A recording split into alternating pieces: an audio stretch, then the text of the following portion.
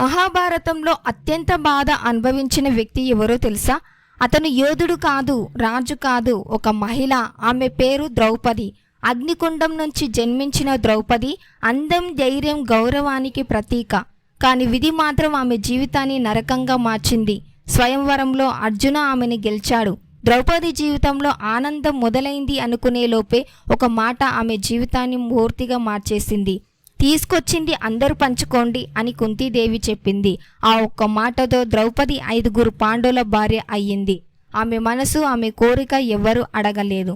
కానీ అసలు బాధ ఇంకా మొదలు కాలేదు.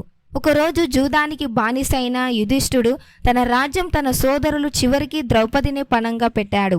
అందరి ముందు రాజ్యసభలోకి ఈడ్చుకుంటూ వచ్చాడు.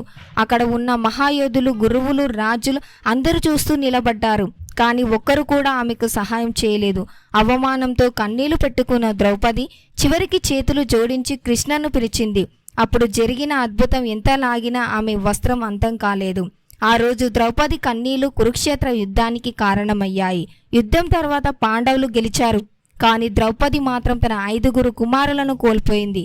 చివరికి రాజ్యం దక్కినా ఆమె జీవితంలో శాంతి మాత్రం ఎప్పుడూ దక్కలేదు. అందుకే ద్రౌపది కథను మహాభారతంలోని అత్యంత విషాదకరమైన కథగా గుర్తు చేసుకుంటారు.